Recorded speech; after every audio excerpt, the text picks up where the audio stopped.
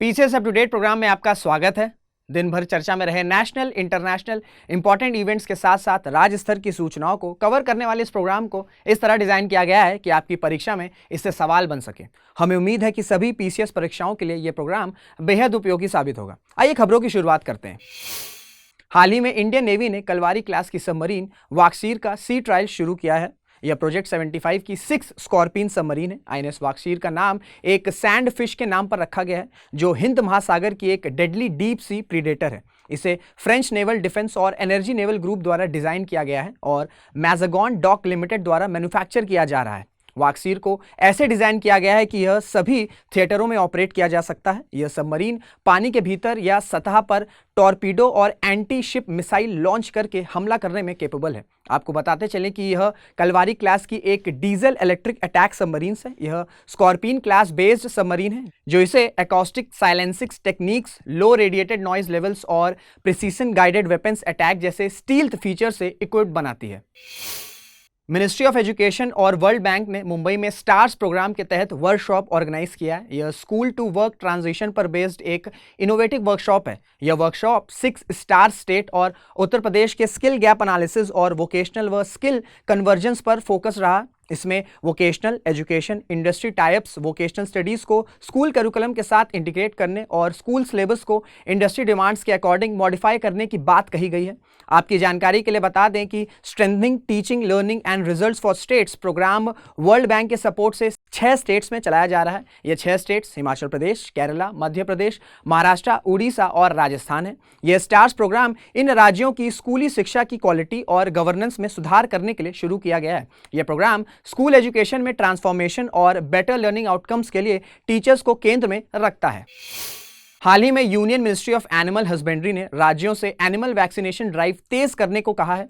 मई में महाराष्ट्र, उत्तराखंड, कर्नाटका और सिक्किम में लंपी स्किन डिजीजेस के फ्रेश केसेस को देखते हुए यह ड्राइव चलाई जा रही है। साथ ही सेंटर का कहना है कि रिस्की एरियाज में डिजीजेस के स्प्रेड को रोकने के लिए स्टेट गवर्नमेंट फॉगिंग और डिसइंफेक्शन ड्राइव्स भी कंडक्ट करे। केंद्र सरकार की एक रिपोर्ट के अनुसार अभी तक 9 करोड़ कैटल्स का वैक्सीनेशन किया जा चुका है। वहीं लंपी स्किन डिजीजेस का रिकवरी रेट भी 94% से अधिक है। आपको बता दें कि लंपी स्किन डिजीज एक हाईली इन्फेक्शियस वायरल डिजीज है जो कैटल की सभी ब्रीड्स और वाटर बफलो को अफेक्ट करती है। अफ्रीका में 1929 में पहली बार सामने आई इस डिजीज का इन्फेक्शन कैप्रीपॉक्स नामक वायरस के कारण होता है। इस वायरस से इन्फेक्शन होने पर एनिमल्स का वजन और मिल्क प्रोडक्शन कम होने लगता है। पशुओं के मुंह में घाव, बुखार और स्किन पर लम्प्स हो जाते हैं। अभी तक एलएसडी का कोई इलाज नहीं मिल पाया है। प्रेजेंट में वैक्सीनेशन के द्वारा प्रिवेंशन कंट्रोल ही इसका सबसे इफेक्टिव साधन है। हाल ही में भारतीय रिजर्व बैंक ने बैंकों के लिए कस्टमर से ग्रीन डिपॉजिट एक्सेप्ट करने के लिए एक रेगुलेटरी फ्रेमवर्क तैयार किया है।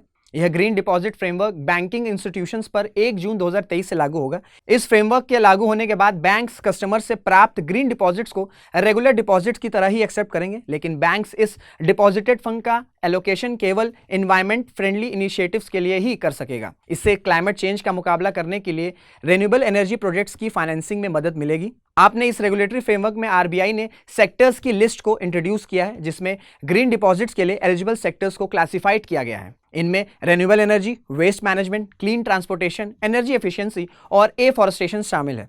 साथ ही बैंकों को fossil fuels, nuclear power, tobacco आदि से जुड़ी बिजनेस प्रोजेक्ट्स में ग्रीन डिपॉजिट्स रिलेटेड फंड्स के इन्वेस्टमेंट से रोका जाएगा। यह फ्रेमवर्क ग्रीन वॉशिंग को भी रोकता है, जिससे किसी एक्टिविटी के पॉजिटिव इन्वायरमेंट इंपैक्ट के बारे में मिसलीडिंग क्लेम्स किए जाते हैं। हाल ही में एक साउथ कोरियन फिल्म ने पेरोस्काइट सिलिकॉन टैंडम सोलर सेल्स की प्रोडक्शन यूनिट का अनाउंस किया है। यह यूनिट दुनिया की पहली tandem solar cells production unit होगी। दरअसल टैंडम सोलर सेल्स ऐसे सोलर सेल्स हैं जो पीएन जंक्शन के स्टैक से बने होते हैं और प्रत्येक जंक्शन डिफरेंट बैंड गैप के सेमीकंडक्टर से बना होता है। साथ ही प्रत्येक जंक्शन सोलर स्पेक्ट्रम के डिफरेंट सेक्शन को रिस्पॉन्ड करता है। रिजल्टेंट में सोलर सेल से हमें हायर यील्ड एफिशिएंसी प्राप्त होती है। आपकी जानकारी के लिए बता दें कि पेरोस्काइट एक ऐसा मटेरियल है जिसका crystal structure calcium titanium oxide के समान होता है। यह पेरोस्काइट स्ट्रक्चर इस मटेरियल में बड़ी संख्या में वेरियस एलिमेंट्स को एक साथ जोड़ा जाना पॉसिबल बनाता है। इस कंपोजिशनल फ्लेक्सिबिलिटी का उपयोग करके wide variety of physical, optical and electrical characteristics के पेरोस्काइट क्रिस्टल डिजाइन किए जा सकते हैं। प्रेजेंट में इन पेरोस्काइट क्रिस्टल का use ultrasound machines, memory chips और सोलर सेल्स में किया जा रहा है। आज के सेशन में इतना ही, मुलाकात होगी आपसे अगले सेशन में। तब तक अपना ध्यान रखिएगा, मेहनत करते रहिएगा, खुश रहेगा। जय हिंद, जय भारत।